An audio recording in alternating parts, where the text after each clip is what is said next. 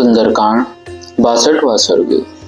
वानरों द्वारा मधुवन के रक्षकों और दधिमुख का पराभव तथा सेवकों सहित दधिमुख का सुग्रीव के पास जाना। उस समय वानर शिरोमणि कपिवर हनुमान ने अपने साथियों से कहा, वानरों, तुम सब लोग बेखट के मधु का पान करो, मैं तुम्हारे विरोधियों को रोकूंगा। हनुमान जी की बात सुनकर वानर प्रवर अंगद ने भी प्रसन्न चित्त होकर कहा, वानरगण अपनी इच्छा के अनुसार मधुपान करें।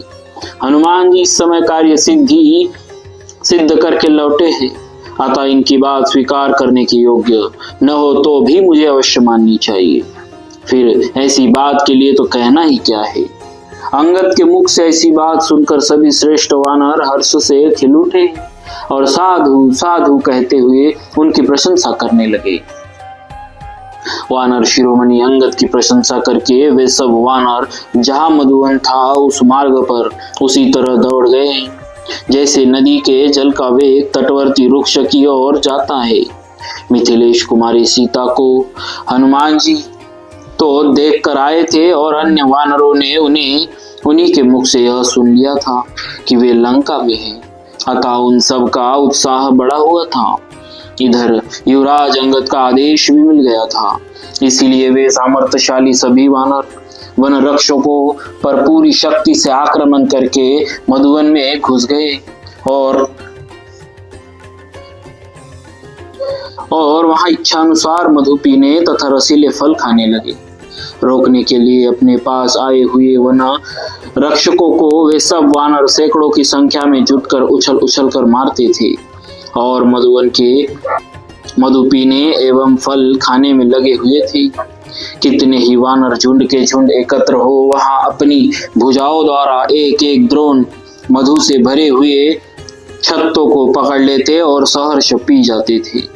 मधु के समान पिंगल वर्ण वाले वे सब वानर एक साथ होकर मधु के छत्तों को पीटते, दूसरे वानर उस मधु को पीते और कितने ही पीकर बचे हुए मधु को फेंक देते।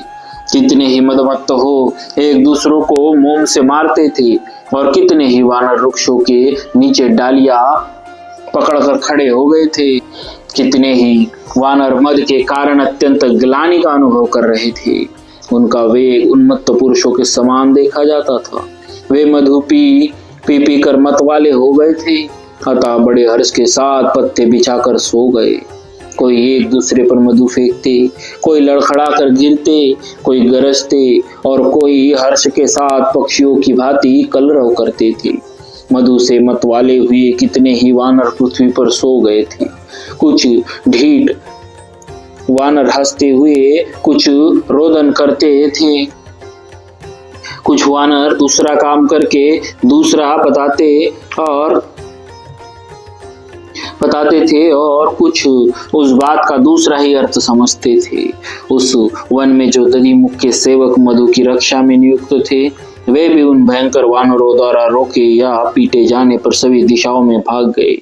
उनमें से कई रखवालों को अंगद के दल वालों ने जमीन पर पटक कर घुटनों से खूब रगड़ा और कितनों को पैर पकड़कर आकाश में उछाल दिया अथवा उन्हें पीठ के बल गिराकर आकाश दिखा दिया। वे सब सेवक अत्यंत उद्विग्न हो दधिमुख के पास जाकर बोले, प्रभु, हनुमान जी के बढ़ावा देने से उनके दल के सभी वानरों ने बलपूर्वक मधुवन का विध्वंस कर डाला। हम लोगों को गिराकर घुटनों से रगड़ा और हमें पीठ के बल पटक कर आकाश का दर्शन करा दिया।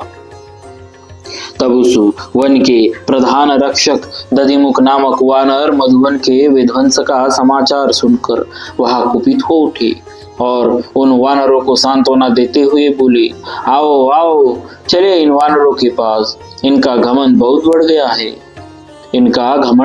गया है। मधुवन के उत्तम मधु को लूट कर खाने वाले इन सब को मैं बलपूर्वक रोकूंगा।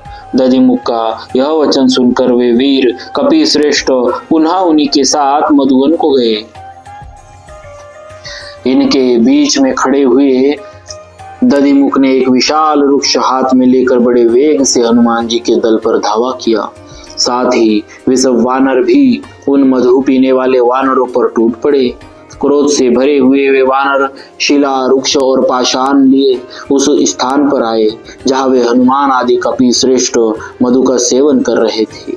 अपने ओठों को दांतों से दबाते और क्रोध पूर्वक बारंबार धमकाते हुए वे सब वानर उन वानरों को बलपूर्वक रोकने के लिए उनके पास आ पहुंचे। दधिमुख को कुपित हुआ देख हनुमान आदि सभी श्रेष्ठ वानर उस समय बड़े वेग से उनकी ओर दौड़े। वृक्ष लेकर आते हुए वेगशाली महाबली महाबाहु दधिमुख को कुपित हुए अंगद ने दोनों हाथों से पकड़ लिया। वे मधु पीकर मदान्ध हो रहे थे, अतः ये मेरे नाना है ऐसा समझकर उन्होंने उन पर दया नहीं दिखाई। वे तुरंत बड़े वेग से पृथ्वी पर पटक कर उन्हें रगड़ने लगे। उनकी भुजाएं, जांघें और मुंह सभी टूट फूट गए। वे खून से नहा गए और व्याकुल हो उठे।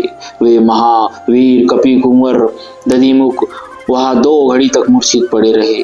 उन वानरों के हाथ से किसी तरह छुटकारा मिलने पर वानर श्रेष्ठ दधिमुख एकांत में आए और वहां एकत्र हुए अपने सेवकों से बोले, आओ आओ अब वहां चले जहां हमारे स्वामी मोटी गर्दन वाले सुग्रीव श्री रामचंद्र जी के साथ विराजमान है। राजा के पास चलकर सारा दोष अंगद के माथे मढ़ देंगे। सुग्रीव बड़े क्रोधी है, मेरी बात सुनकर वे इन सभी वानरों को मरवा डालेंगे। महात्मा सुग्रीव को यह मधुवन बहुत ही प्रिय है।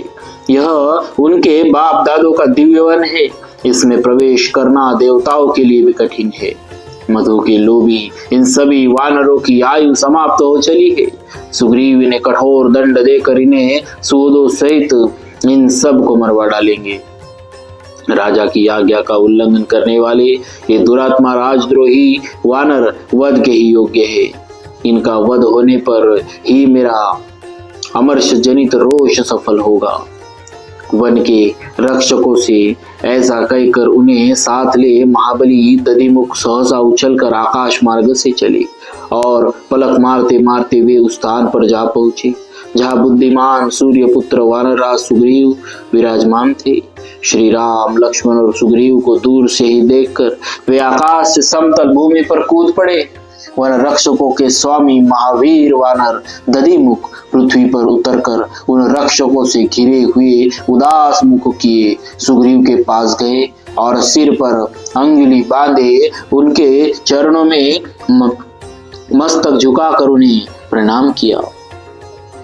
इस प्रकार श्री वाल्मीकि निर्मित आर्ष रामायण आदि काव्य के सुंदर कांड में 62वां सर्ग पूरा हुआ। बोलिए श्री सीताराम जी महाराज की जय। भक्तवत्सल भगवान की जय।